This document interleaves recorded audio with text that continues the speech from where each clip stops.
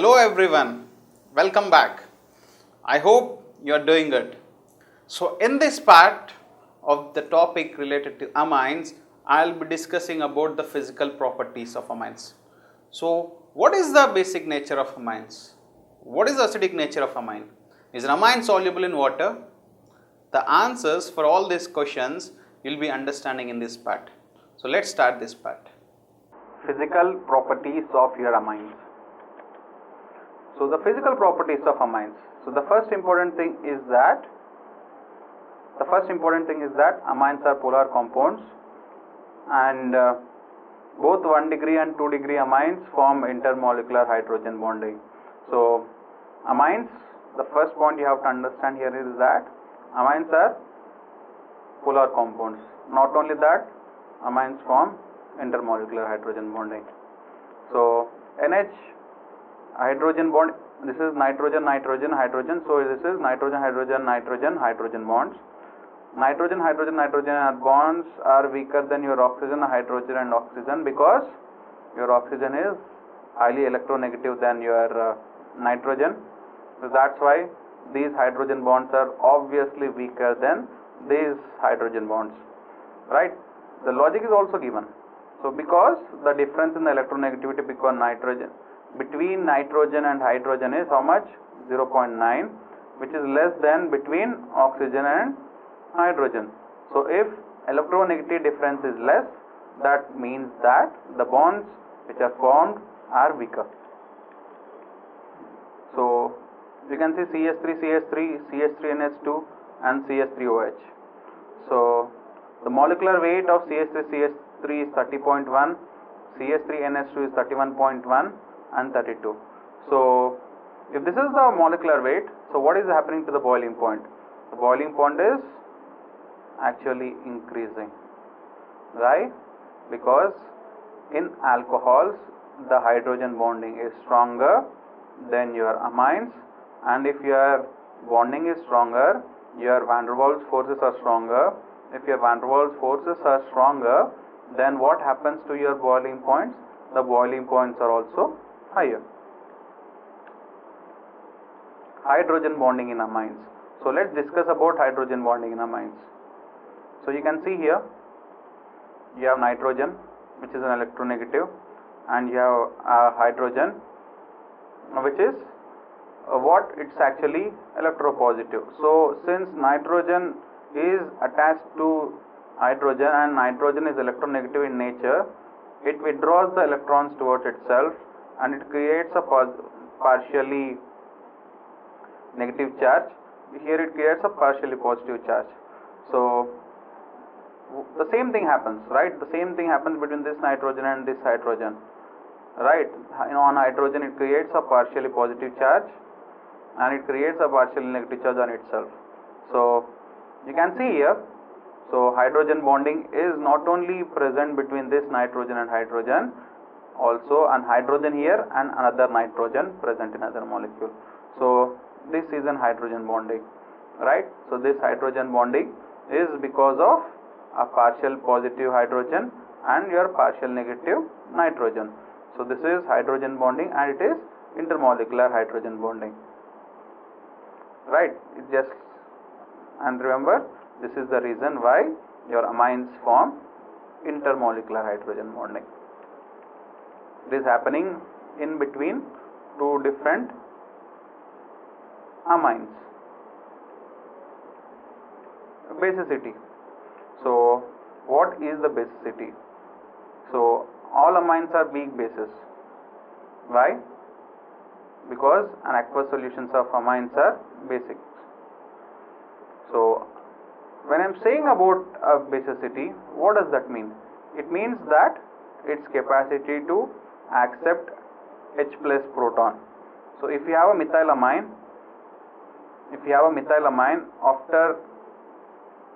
after having H plus ion, it forms methyl ammonium hydroxide, right? Because you have H plus attached, not only that you have OH present here. So it forms methyl ammonium hydroxide.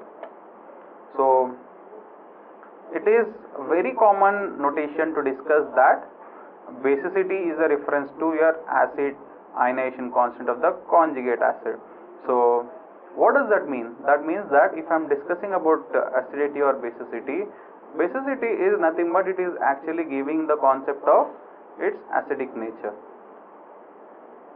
Basicity is actually giving the concept of its acidic nature. That means the capacity to accept your H plus protons. So here also the same thing is happening. When I am discussing about the basicity, what is happening? I have a methylamine. If I have a methylamine, it is actually accepting your H plus.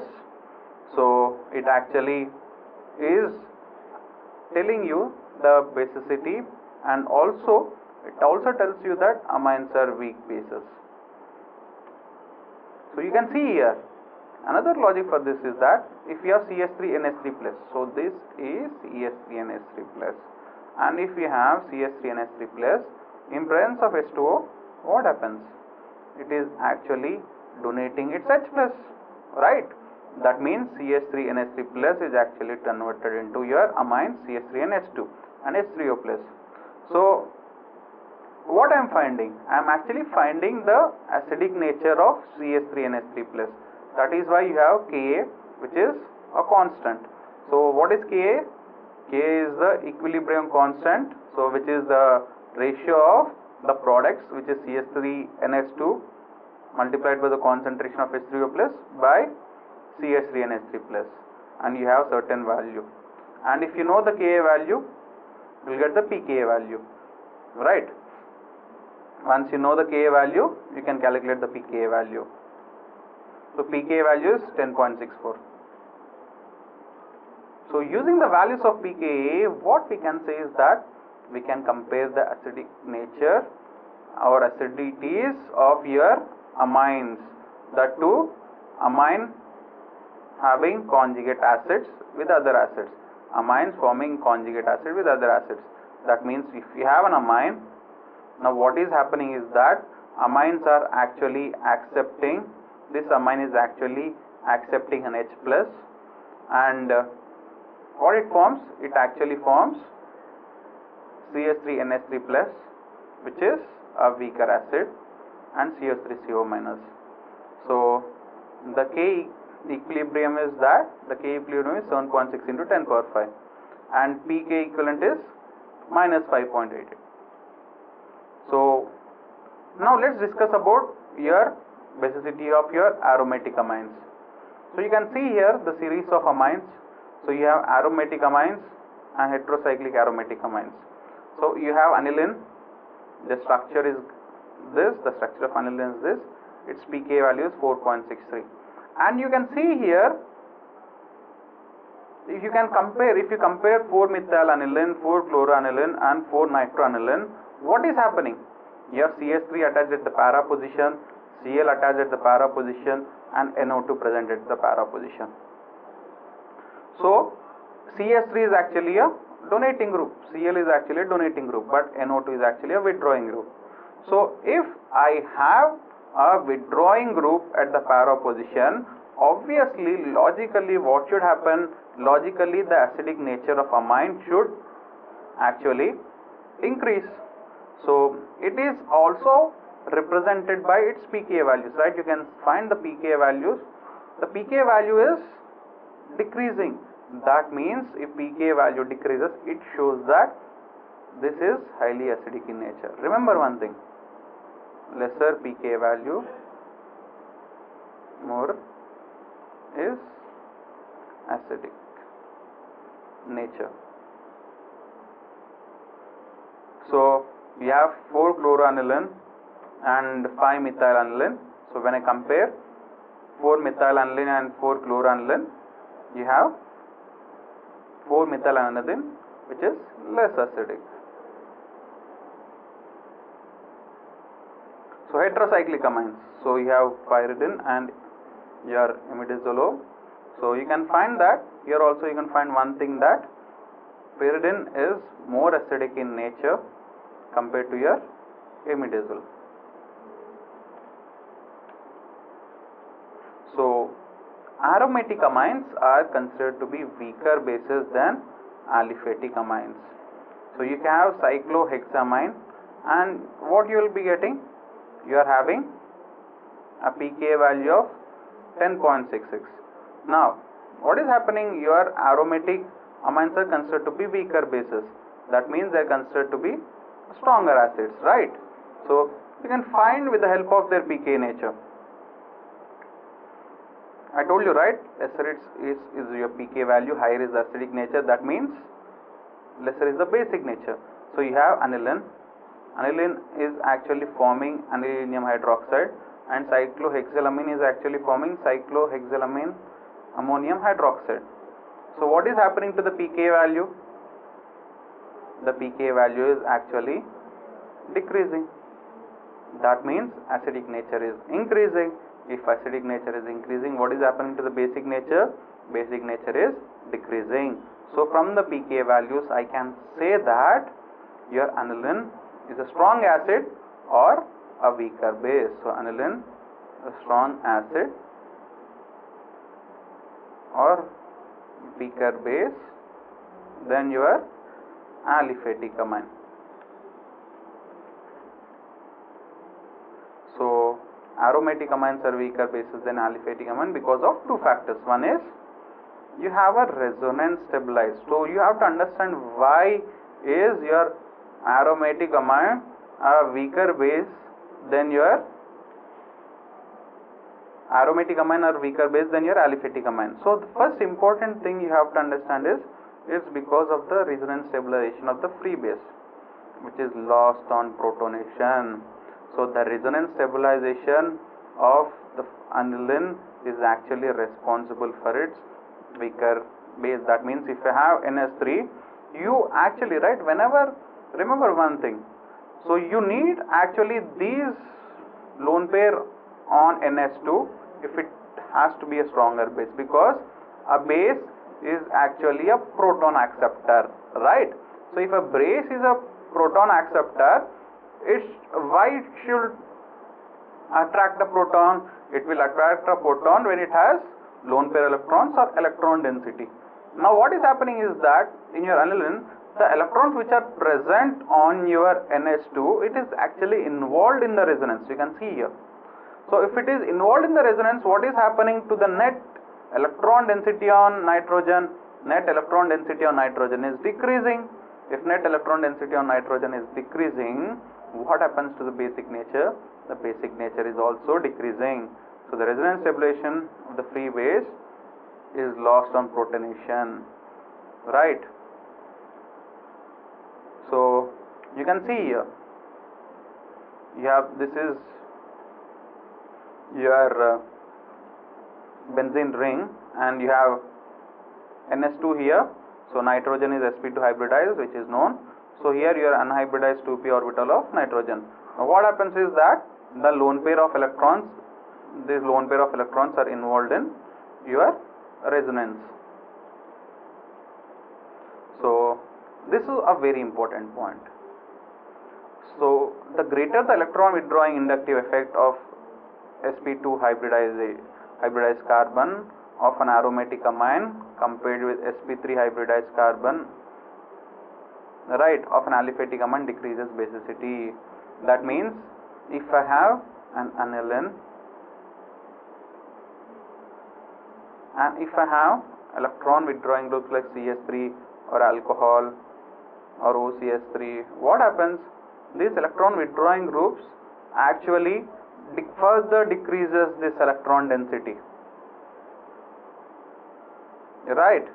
So if there are electron withdrawing groups, what happens is that the basic nature of a given amine decreases further. So the greater electron withdrawing group, even though it is an inductive effect, right? What is an inductive effect? Inductive effect occurs because of the electronegative difference. So the greater electron withdrawing inductive effect of sp2 hybridized carbon of an aromatic amine compared with the sp3 hybridized carbon of an aliphatic amine also decreases basicity. So if your electron withdrawing group, then automatically your basicity is decreasing. So electron releasing, such as your alkyl groups, electron releasing, exactly. So here what was happening is that one important point you have to understand. So if I have CS3 or OH or OCS3, this is actually having an electron donating nature. Don't get confused here. The point here is, if I have an electron donating group just like your CS3, and if I have an electron withdrawing groups like your Na2 and NH2, this is an electron withdrawing group. So this electron withdrawing group actually decreases what? It actually decreases the electron density on NH2, right? That means it actually decreases the basic nature. But we have CS3. So what happens if you have CS3 and electron donating groups? Your basic nature increases. That means your acidic nature decreases. I already explained about this when I was actually comparing the different types of aniline. So electron releasing such as alkyl groups increases the basicity of your aromatic amines. But your electron withdrawing groups such as halogens, nitro group, this is a nitro group, and carbonyl group, it decreases the basicity of aromatic amines. Why? It is because of resonance and inductive effect. The withdrawing groups actually withdraws the electron density, decrease the electron density from your aniline, from your nitrogen, it actually decreases the basicity. So that's why 4-nitroaniline is weaker base than 3-nitroaniline. So you can see here, this is a 3-nitroaniline and this is a 4-nitroaniline. So what is happening is that if we have a 4-nitroaniline, its pK value is 1. That means it is highly acidic in nature. That means it is a weakly base, right? Remember, higher is the pKa value, lesser is the acidic nature, or more is the basic nature. So this is more basic than this. So you can see here the reason also, because the lone pair of electrons present on your NH2 are actually involved in the delocalization. So the delocalization of nitrogen lone pair onto the oxygen atoms in the nitro group. So because of this, the basic nature decreases. So heterocyclic aromatic amines are weaker bases than heterocyclic aliphatic amines. So for example, what is this? Piperidine, pyridine or imidazole, all these are what? They are heterocyclic aromatic amines. So these are the weaker bases than heterocyclic aliphatic amines. Why? Because in heterocyclic aromatic amines, again the same concept, the electrons are involved in delocalization. So you can see here piperidine, which is highly basic in nature compared to your pyridine and imidazole. Why? Because I already told you higher is the pK value, lesser is acidic nature, higher is the basic nature. So this is highly basic in nature because the electrons are still present on your nitrogen, but here the electrons are actually involved in resonance with the ring here, right?